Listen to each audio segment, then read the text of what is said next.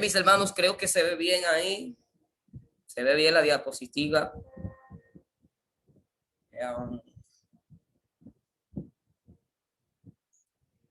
Poner eso para acá abajo. Okay. Bien, a mí me tocó el tema de lo que es la salvación.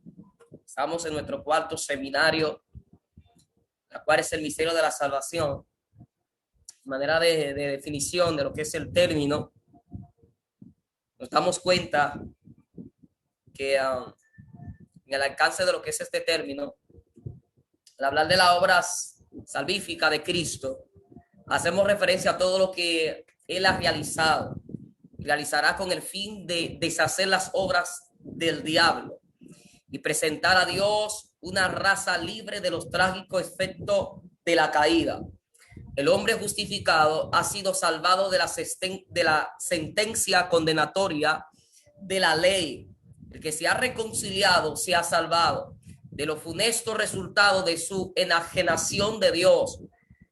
El redimido se ha salvado de la esclavitud que Satanás supo imponerle al inducirle a pecar.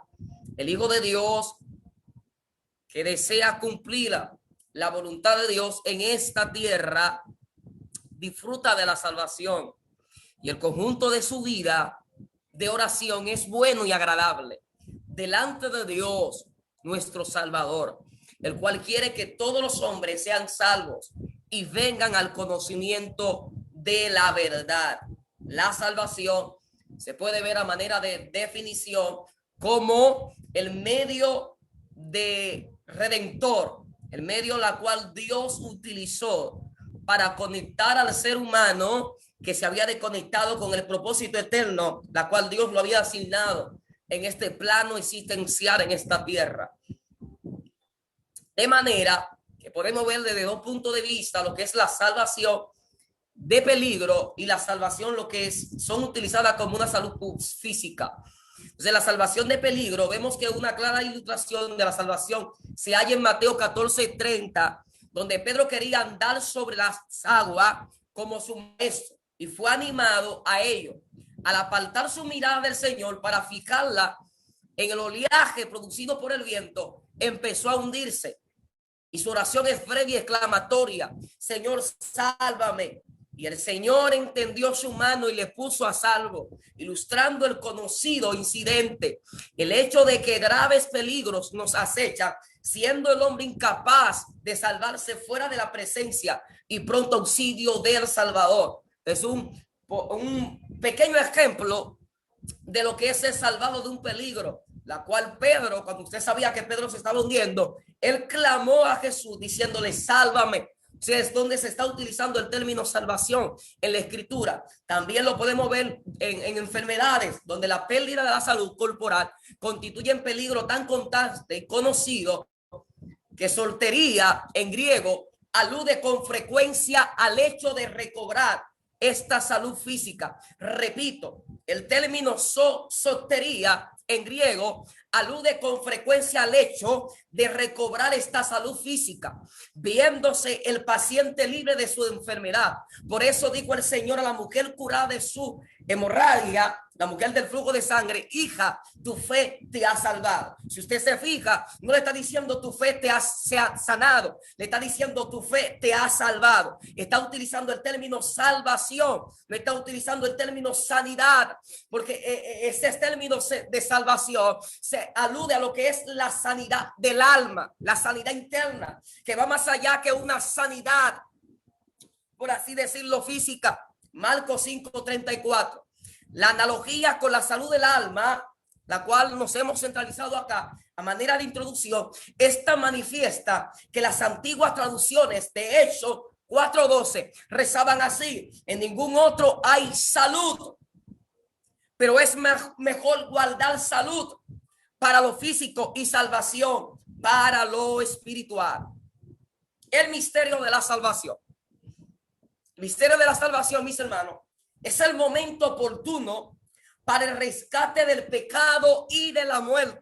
Repito, el misterio de la salvación es el momento oportuno para el rescate del pecado y de la muerte. O sea, cuando se le da originalidad al pecado, y a la muerte, es donde se evidencia o donde se da manifiesto lo que es la salvación redentora para rescatar a la humanidad, la cual el Eterno había señalado o había predestinado que si el hombre había de fallar, que si el hombre había de cometer un error, que si el hombre había de desobedecer su mandato, Dios había establecido una unción redentora, un plan redentor, la cual se ve como el misterio de la salvación. Para sí centralizar este misterio, lo hemos detallado en 3 facultades producidas en la vida del que es salvo. Número 1, renovación, que es cuando el hombre reconoce, por favor, el que está rayando la pantalla, es cuando el hombre reconoce el rumbo que lleva y decide cambiarlo. Cuando se efectúa lo que es la renovación, es cuando el hombre reconocer. Cuando usted reconoce que falla, cuando usted reconoce que peca. El problema que tenemos hoy en día es que tenemos un grupo de personas que cometen faltas, cometen errores y se creen los supermanes de la película, se creen los super espirituales, se creen los super santos, los santurriones de la iglesia, los arcángeles, los querubines de la iglesia, que no pecan y le pesa reconocer, le pesa asimilar que pecaron, le pesa asimilar que fallaron. Porque si nos damos cuenta, el peor error de Adán no fue tanto desobedecer a Dios, no fue tanto comer del árbol que se le dijo que no comiese, sino en el momento que Dios lo llama, él no reconoce que peca, sino que culpa a Eva, culpa a la mujer que está al lado suyo del pecado que él mismo había cometido. Muchas veces nosotros, cuando cometemos una falta, queremos echarle la culpa, quizás cuando caemos con una joven o cuando caemos con un joven, a la persona que nos hizo caer o a la persona que cayó con nosotros. Y en cierto sentido también culpamos a las tinieblas, culpamos al enemigo, culpamos al diablo. Entonces, para efectuarse lo que es este misterio de la salvación, amerita un reconocimiento, reconocer que necesito ser salvo. O sea, Dios no puede efectuar una salvación en alguien que no reconoce que necesita esa salvación.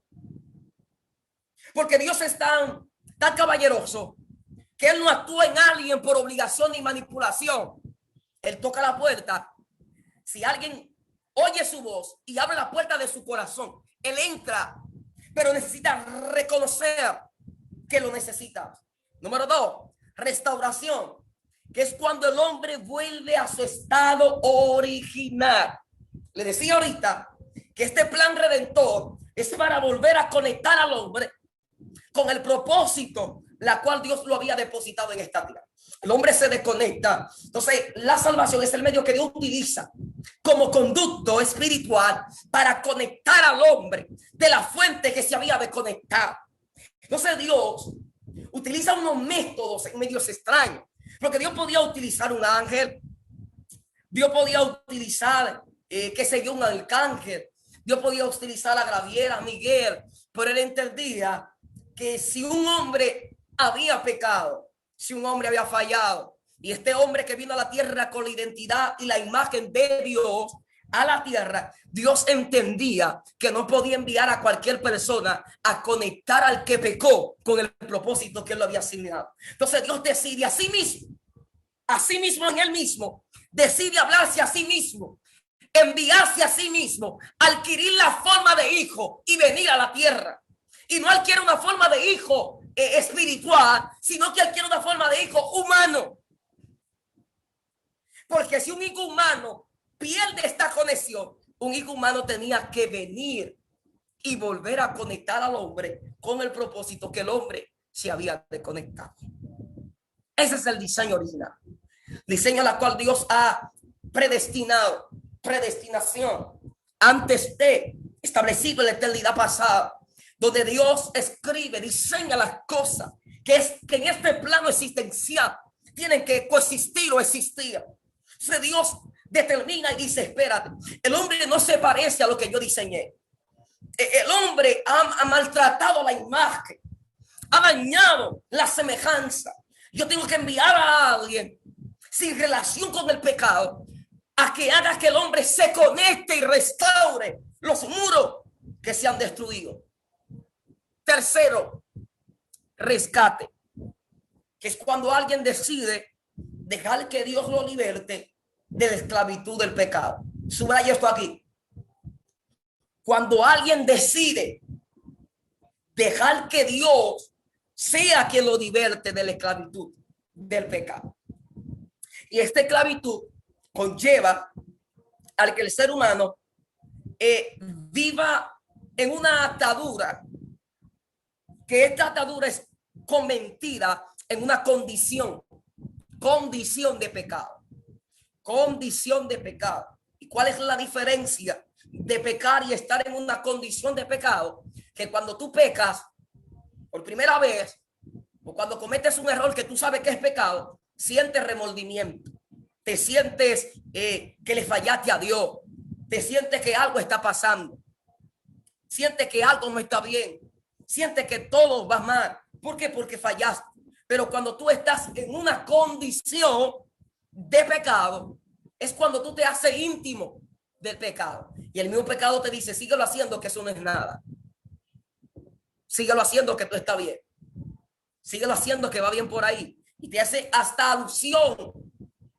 Y te hace hasta paralelismo con otra persona. Mira, fulano lo hace y Dios lo usa, hazlo tú también. Pero en esta opción de rescate, porque no de pecado que vengo a hablar acá, esta opción de rescate, que cuando el hombre decide dejar a Dios que lo liberte, porque es entendible que usted a sí mismo no puede libertarse a sí mismo. Usted con las manos atadas, con los pies atados, usted no puede agarrar la llave, desatar el candado y desatar las cadenas. Usted necesita de una tercera persona, de alguien que venga, una segunda persona, alguien que venga y le desate la cadena. Entonces, en esta oportunidad de rescate es donde el hombre le da paso al Señor que obra en sus vidas.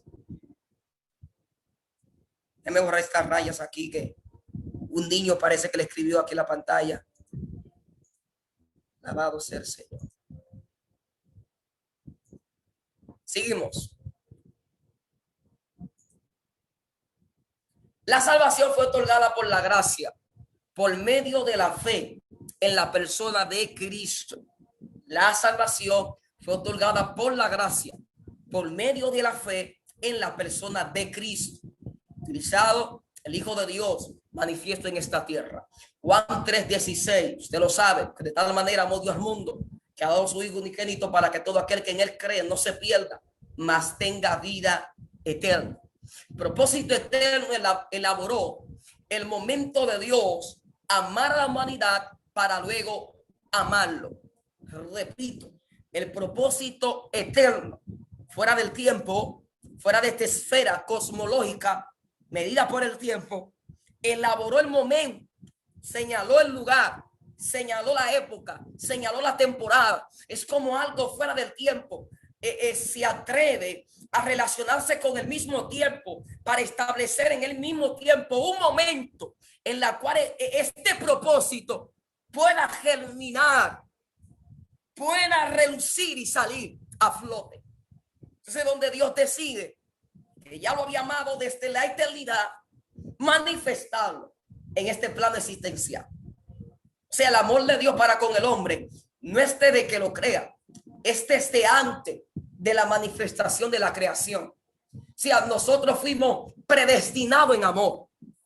Dios nos amó mucho antes de que nosotros pensáramos que Dios podía amarnos. La muestra expiatoria en la cruz fue la manifestación de amor. La muestra expiatoria, expiación en la cruz fue la manifestación de amor más fuerte que haya existido en la eternidad, ya que el amor de Dios por los humanos se movió en momentos eternos, en la eternidad pasada, lo que le decía momentos atrás, minutos atrás, la eternidad pasada, donde este amor, antes que las cosas sean materializadas, fue y amó a Adán. Dios antes de crear al hombre, Dios lo había amado antes de decidir manifestar al hombre en esta tierra. O sea, Adán, ya yo te amé, ya yo te creé, yo sé lo que tú vas a hacer, yo sé hasta dónde tú puedes llegar. Mi amor está por encima de todo.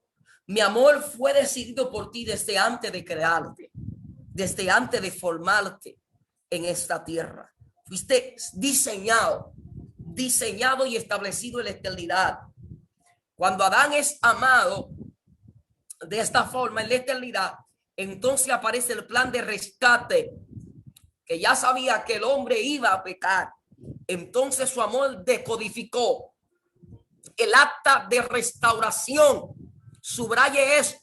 Su amor decodifica el acta de restauración, haciendo que Adán, después de haberle fallado a Dios, se vuelva a él de nuevo, dejando nulo el momento de perdición eterna para algunos. Ay, Dios mío. El acta le devuelve las esperanzas a Adán para que Adán entienda que no todo está perdido. El acta de restauración para con nosotros nos demuestra a nosotros como hijos de Dios en la tierra que no todo está perdido. Nos libra de la perdición eterna y nos abre la puerta a la salvación eterna. La muerte, su directriz, la perdió ese día porque Cristo al morir bajó al infierno y le enseñó el acta de amor con los códigos que fueron elaborados en la eternidad pasada. Por eso la muerte, al tener sujeto el propósito creado de amor, tuvo que soltarlo y tuvo gran miedo por los códigos que al decodificarse mostraron el momento en que Adán fue amado. Al infierno, las tinieblas, ver que el acta de amor, de restauración, había sido exhibida por el Hijo de Dios en ese lugar. Se da cuenta Satanás que a quienes pensaba que podía tener aprisionado, tenía que entregarle la liberación. Lo saca del lugar de perdición y le abre los brazos a la bienvenida de lo que es la salvación. La salvación. El ave, muerte. Se le rompieron los cerrojos de prisiones eternas y tuvo que soltar los muertos que tenía en prisión, porque el eterno amor se había manifestado. El ave sabía que se había hecho un acuerdo de amor, por lo tanto tenía que soltar esas almas por encima del acuerdo establecido. Él no podía quedarse con esas almas.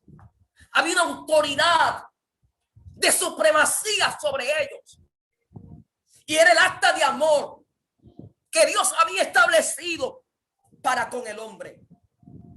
El amor eterno es lo que le da sentido a la salvación, ya que por este amor el verbo se hizo carne. Juan 1:14. Juan da una gran y fuerte referencia del plan redentor por medio del verbo hecho carne. La palabra verbo, evidenciada en este pasaje bíblico, significa logo, quien es Jesús mismo, la cual hace alusión a quien originó la más alta expresión de salvación para la humanidad. ¿Quién es el representante de nuestra salvación? Jesucristo. Juan 1:1 dice que en el principio era el verbo y el verbo era con Dios. O sea, que ya el plan de salvación fue elaborado antes que fuera necesario. O sea, es como algo ilógico. Dios prepara una salvación elaborando un hombre que todavía no ha pecado, pero que ya sabe que va a pecar.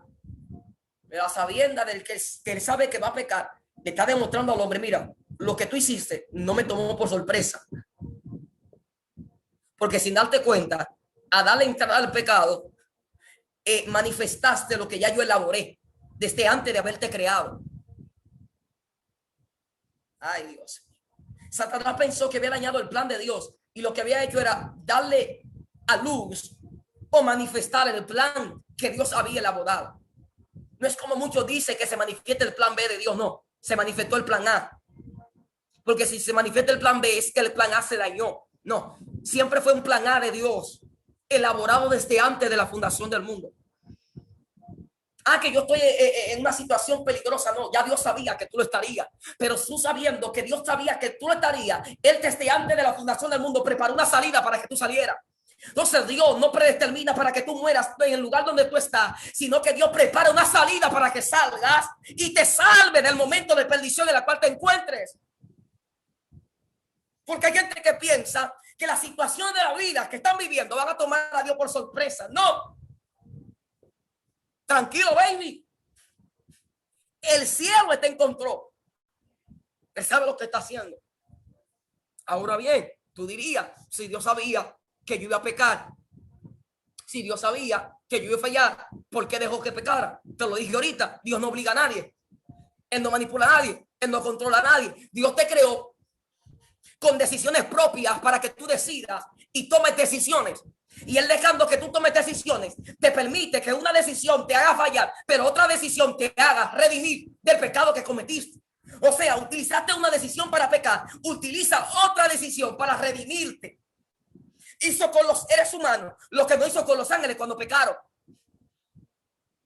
Los ángeles podían arrepentirse y alcanzar redención, pero le permite al hombre que peque y vuelva al hombre con una decisión y sea redimido a través del misterio de la salvación. Yo no sé si usted está claro hasta este punto acá. Soy la introducción. Gloria al Señor. Vamos a abrir un pequeño paréntesis. Gloria a Dios. Para ver quiénes están durmiendo ahí. Déjeme saber si estamos claros hasta ese punto en el chat. Gloria al Señor. Aleluya. Lávese esa cara si tiene sueño. Gloria al Señor. Estoy viendo a gente ahí. Pastor Alexander, Carmen, Coste. Bendiciones, mis hermanos. Vamos a seguir con esto. Que esto estoy apenas comenzando en este asunto.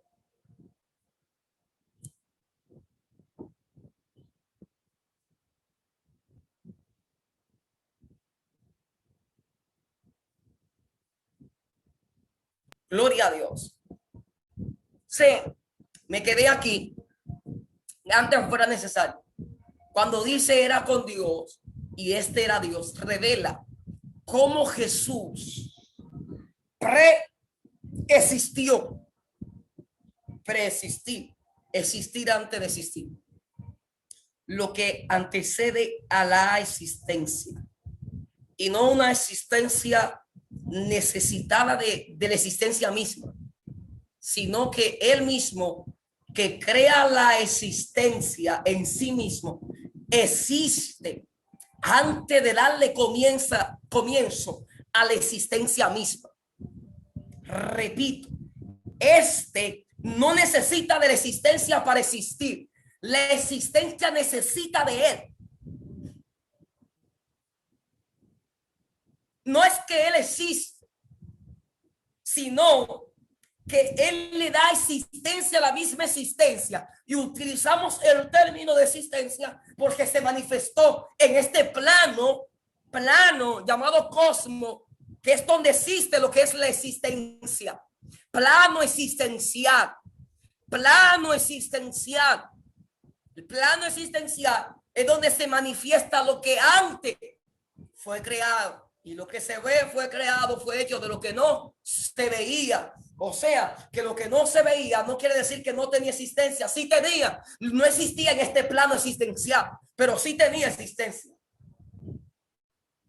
Hay cosas que quizás ahora tú no la tengas, Pero eso no quiere decir que tú no la vayas a tener. Ya Dios predestinó lo que tú ibas a recibir. Entonces, Jesús mismo persistió en Dios. Persistió en Dios y no una persistencia dividida. No es que Él está dividido de Dios, no. Sino que la imagen, la forma de hijo dentro de Dios mismo ya existía. No es que le servimos a un Dios dividido. No, le servimos a un Dios que se manifiesta de la forma que quiere, de la manera que quiere, con el atributo que Él quiera, revelársele al hombre. Y ya tendríamos que hablar ahí de la creencia de la Trinidad divina, y ese no es el tema. Y con Dios, y en ese mismo principio, el Padre se hace luz para los hombres, haciéndose carne. Repito, en ese mismo principio, el Padre se hace luz para los hombres, haciéndose carne. Vino no en semejanza de ángel, sino en semejanza de hombre. Pero tú me creas a tu imagen y semejanza, y tú mismo decides crearte a ti mismo con la misma imagen que me creaste a mí, para venir a esta tierra a vivir la vida que tú mismo me determinaste que yo viviera. Es como el maestro que te enseña algo y aparte de enseñárselo, te sienta él mismo en el asiento donde tú estás sentado. Déjame yo sentarme en tu asiento para ver desde tu óptica, ay Dios mío, mi plan divino,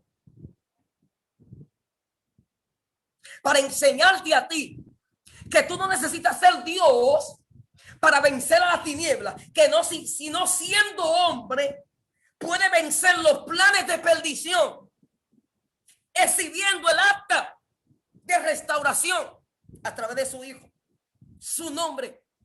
Más adelante voy a estar hablando del nombre.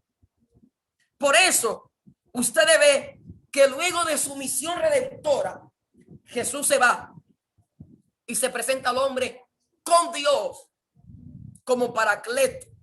Paracleto, para los que no lo sepan, es mediador, quien intercede, abogado, juez. Mira, no, tu Dios es tan grande que él hace el papel del juez y hace el papel del abogado, no defiende.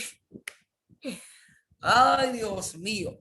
Y da la última sentencia, la cual iba a defender el caso que ya fue redimido. Nos defiende, pero ya fuimos redimidos en él. Note que la elaboración del plan de salvación se muestra en el verso 2, cuando dice, este era en el principio con Dios. O sea, lo que Juan revela es que Jesús, en el momento que se planeó, todo estaba ya, que todo se hizo en ese principio por él y para él. Ese principio no es una estructura física ni espiritual, sino de donde la eternidad fue hecha, la cual es Dios mismo.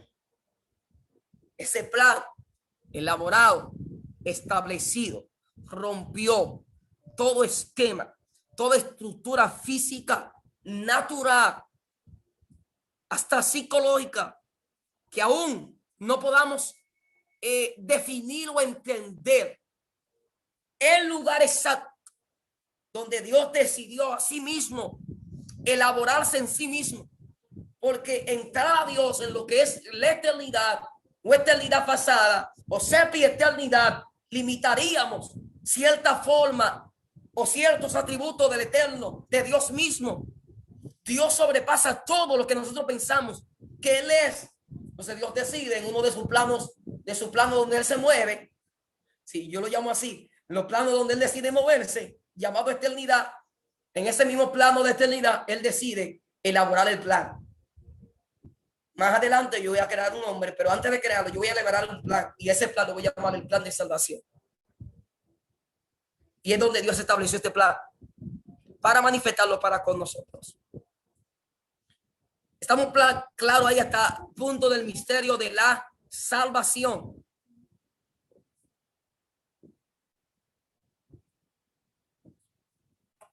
Entramos aquí lo que es el concepto de salvación en el Antiguo Testamento. Concepto de salvación en el Antiguo Testamento, Antiguo Pacto, Taná, como usted le llame. El concepto de salvación se halla muy desarrollado en el Antiguo Testamento. Y siendo Israel el pueblo escogido para servir a Dios, es natural que los autores sagrados hagan mucha referencia a la liberación de la nación, tanto de sus enemigos como de los peligros inherentes a su cometido de mantener la verdad divina en un mundo de hombres caídos. Los vocablos empleados presuponen situaciones de estrechez, de peligro, o se vislumbra situaciones en que las fuerzas de los creyentes flaquean bajo las pesadas cargas que han de llevar. Dios interviene con su salvación, dando desahogo, victoria o descanso a lo suyo. Es donde se evidencia desde el comienzo de la historia de la ruptura del pecado. Cuando el hombre peca, Dios empieza a liberar al hombre, pero en este plano aquí evidenciado es a manera de nación, cuando Dios liberta a una nación, cuando Dios salva a una nación, es donde Dios mostró su amor hacia su pueblo Israel.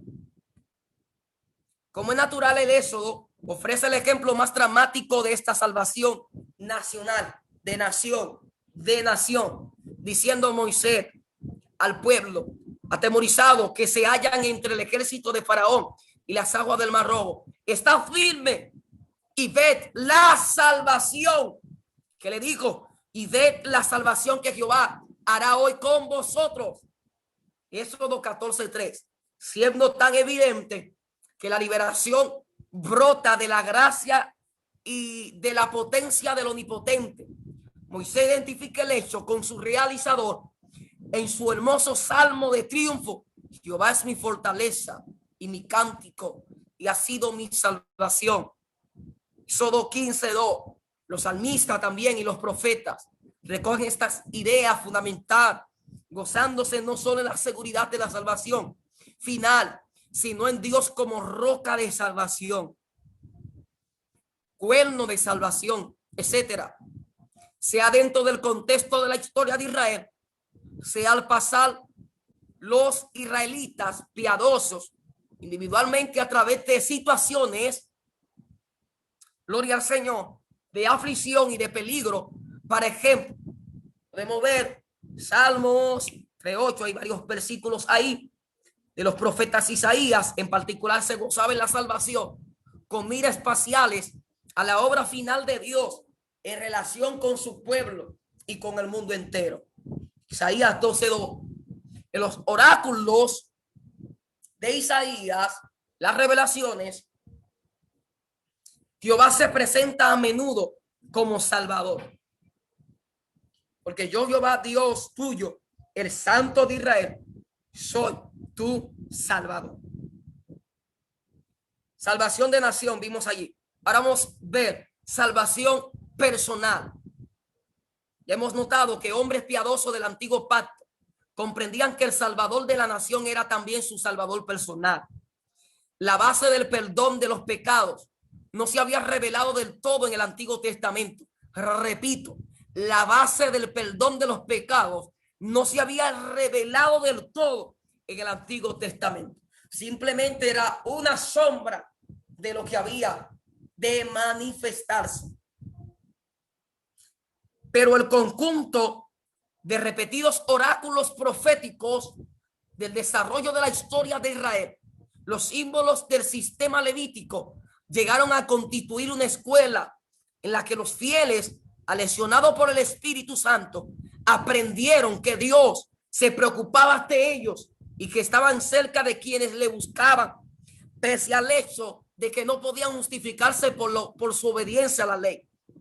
Los salmos abundan en preciosas expresiones de fe, confianza y esperanza, porque Dios era ya conocido como escudo y sol para los hombres. sumisos que confiaban en él. Por ello, al pasar al Nuevo Testamento, es natural que María cantara al saber que ella había de ser el medio para traer al Mesías al mundo. Mi espíritu se regocija en Dios, mi Salvador.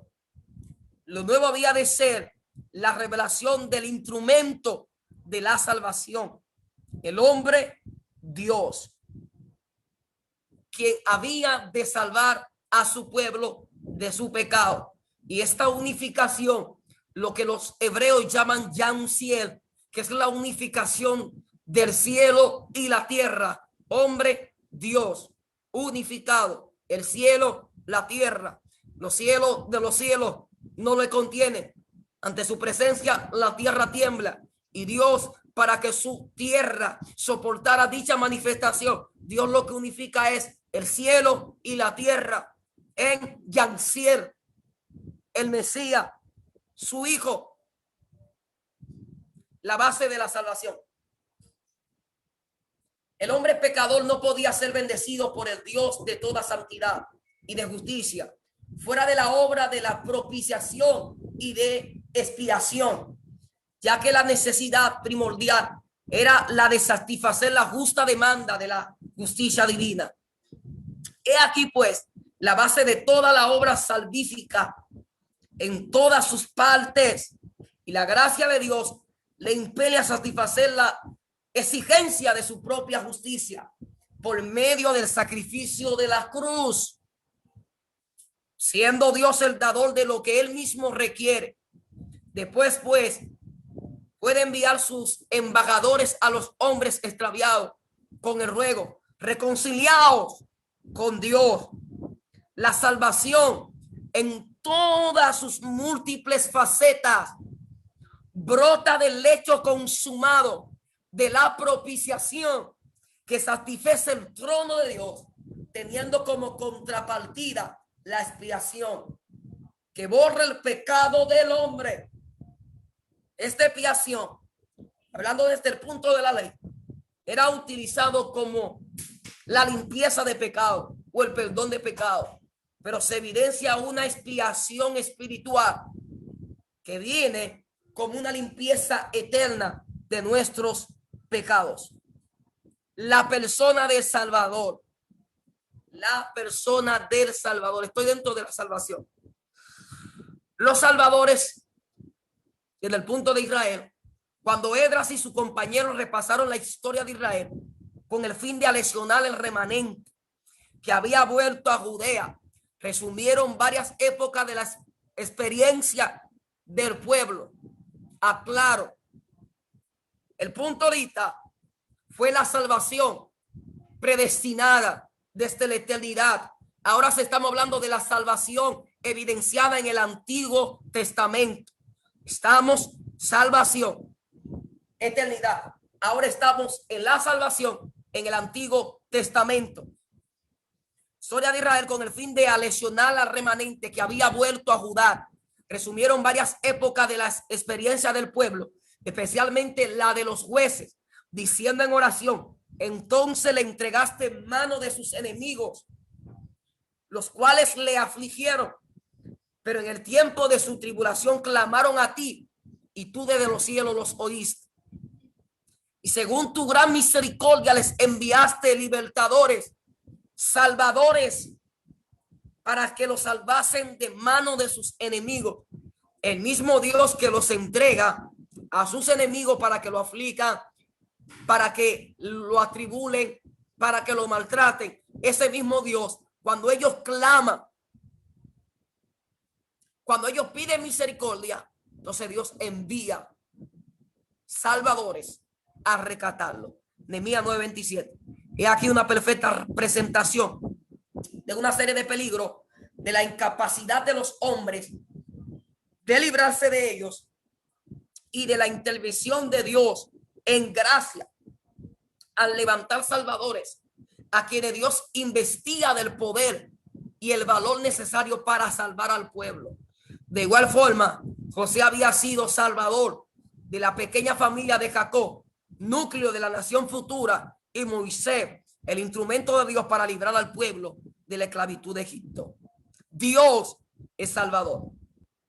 Punto atrás estamos viendo la salvación a través de un hombre, de los hombres, de la esclavitud humana. Pero ahora estamos viendo a Dios representado como su Salvador.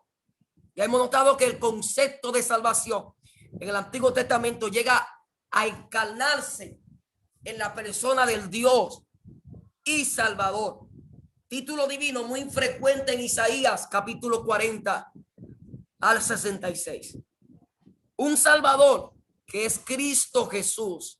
Lucas 2:11, donde este Salvador representado por los profetas es encarnado.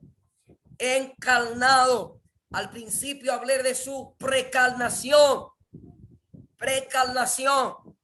persistencia, pero ahí estamos hablando del punto donde Él se encarna, donde Él se hace persona, donde Él se hace, por así decirlo, palpable, tocable. Los israelitas piadosos que gemían no solo bajo el yugo de Roma, sino también a causa de la opresión interna de las cartas sacerdotales, las exigencias de los rabinos farisaicos, suspiraban por un Salvador.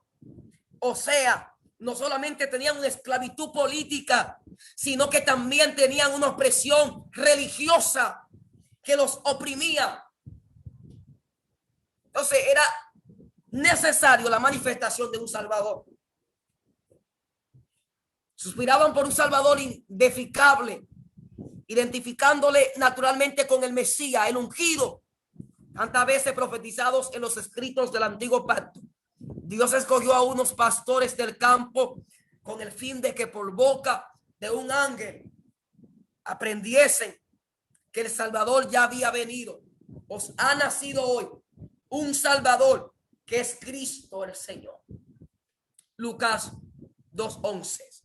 Los fieles que esperaban la redención de Israel, Zacarías, Elizabeth, María, Simeón, Ana, entre otros, se hacían eco de la promesa de liberación nacional. Repito, el pueblo que esperaba esta salvación o este Salvador, no esperaban un Salvador espiritual, esperaban a alguien que lo sacara de una esclavitud nacional, territorial, y no queriéndome adelantarme. Por tanto, fue una de las razones en la cual Judas traiciona a Jesús, porque él esperaba a alguien que tomara el reinado de Roma, esperaba a un rey establecido que lo liberara de la esclavitud, de esa opresión. Ellos estaban esperando a un Salvador nacional, que libertara a la nación. Se hacía eco de la promesa de la liberación nacional, que constituía el tema principal de la profecía del Antiguo Testamento, como vemos por los inspirados cánticos de Lucas capítulo 1. Con todo el proceso de la revelación establecía poco a poco el hecho de que la salvación había de ser moral y espiritual, antes de manifestarse en función de un reino terrenal de justicia, amor y paz. Era necesario manifestar, número 1, salvación moral; número 2, salvación espiritual; luego manifestarse el reino de justicia, amor y paz.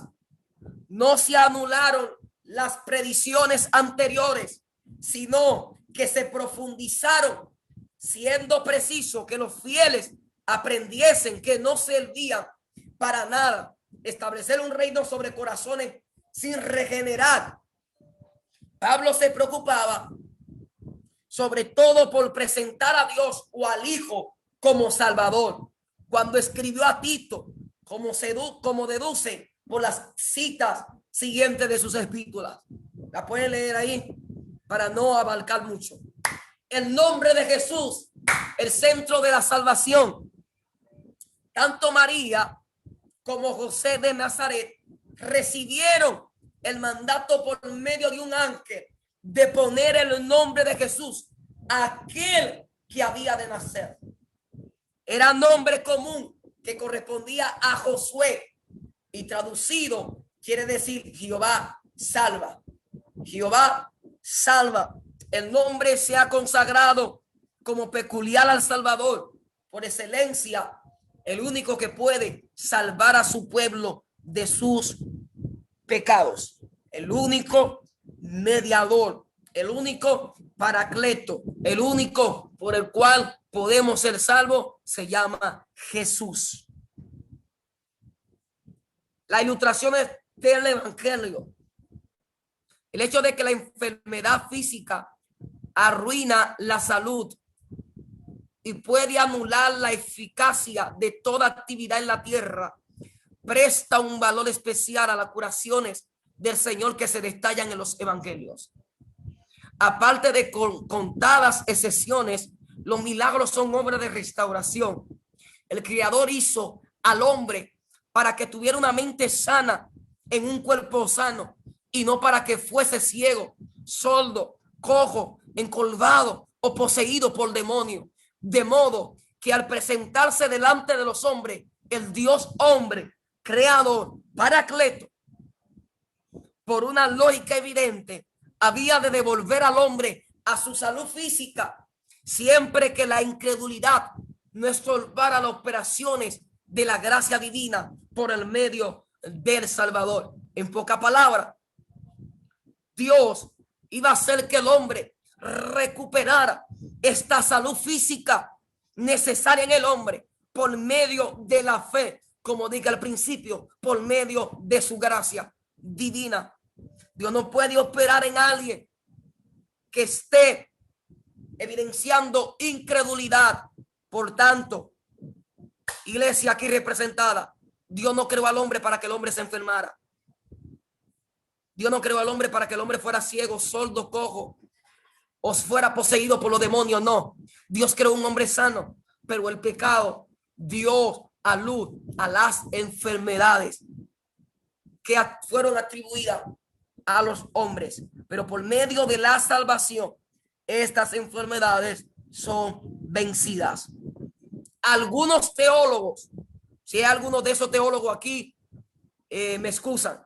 Algunos teólogos tienden a subestimar el valor del ministerio milagroso del Señor, pero un estudio cuidadoso de los casos mismos, de por qué se presta la debida atención a los comentarios del maestro y a los de los evangelistas, muestra que la obra del poder constituye la trama de la revelación de la persona del Salvador, no siendo mero prodigio, sino señales, según el término usado por Juan, que revelaban la persona y la misión del Señor Jesucristo. Los muchísimos hombres y mujeres sanados por el Señor durante los 3 años de su ministerio terrenal exclamarían gozoso: Jesús de Nazaret me ha salvado. La mayoría de ellos nos decían: me ha sanado, me ha salvado. La salvación es lo esencial en la vida de un hombre. El enlace de la salud física con la salud, con la salvación espiritual. Vamos a ver cómo limito esto. Toda enfermedad física es el resultado de barajuste producido en la vida humana por medio del pecado. Bien que solo en casos excepcionales hemos de señalar una relación concreta entre cierta aflicción física y un pecado determinado. Tales asuntos pertenecen al justo gobierno de Dios y no caen dentro del ámbito de nuestros juicios y comentarios. Con todo, el mismo Señor en algunas ocasiones establecía por lo menos una analogía entre estado de ruina física y fallos en la esfera moral.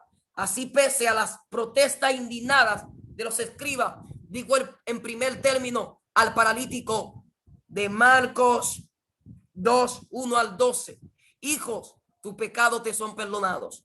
Después manifestó la plenitud de su poder como Dios hombre en la tierra, con autoridad para perdonar pecados, dirigiéndose a un hombre completamente incapacitado y ordenándole: levántate, toma tu lecho y vete a tu casa. Es donde el escenario donde los religiosos le decían a Jesús: ¿con qué autoridad tú perdonas los pecados? ¿Con qué autoridad tú haces esto? ¿Con qué autoridad tú haces aquello? Y donde Jesús lo reprende: si es para bien para ustedes, pues mira, le voy a decir: mira, hijo, toma tu lecho, levántate y vete a tu casa. Entonces el paralítico recibe sanidad, pero antes de la sanidad recibió el perdón de los pecados. Al paralítico sanado según las circunstancias que se describen en Juan 5:1 al 18, le dice: mira, has sido sanado, no peques más.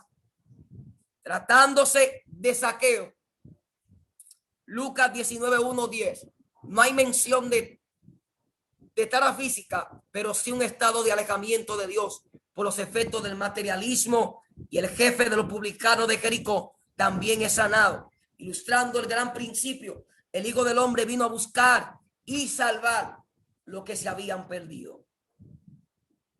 El Salvador exaltado, ya estamos concluyendo, y proclamado. Las primeras predicaciones del apóstol Pedro, discernimos un enfoque peculiar en las predicaciones de Pedro que corresponden al día de Pentecostés y a la ocasión de sanar al cojo en el patio del templo, que se debe a la circunstancia de la época.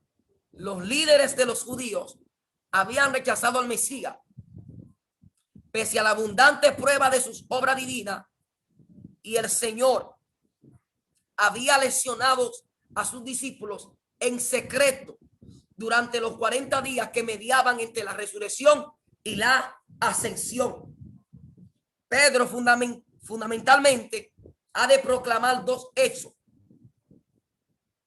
el crimen del pueblo al rechazar a su Mesías, y la manera en que Dios había troncado el veredicto del Sanedrín, instalando a Jesucristo a su diestra. No hallamos el título Salvador en estos discursos, pero sí varios equivalentes que resumen la obra salvadora de Jesús, cuyo mismo nombre recalca que Jehová salva. Así Pedro concluye el sermón pentecostal con esta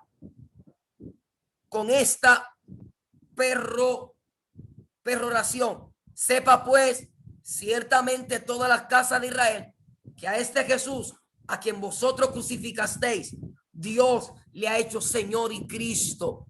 Hechos 2:36.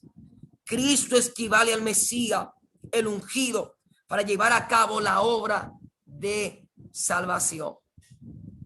Entonces, mis hermanos, para no serle muy extenso lo que es esta introducción, faltaron algunos puntos, pero le voy a enviar la diapositiva para que así usted pueda contemplar y terminar lo que es este estudio o este seminario, que es una introducción. No quise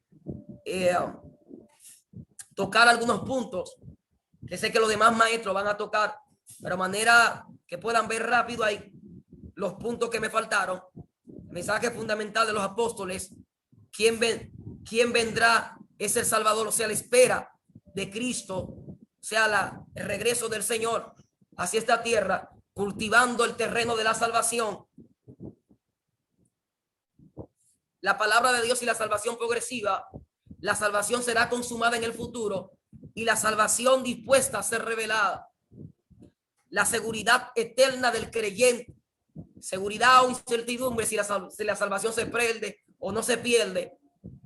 Potestad de buen pastor. Seremos salvos por su vida.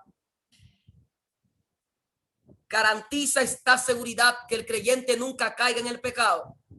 Ya usted va a leer la diapositiva, mis hermanos. Hasta aquí el Señor nos ha ayudado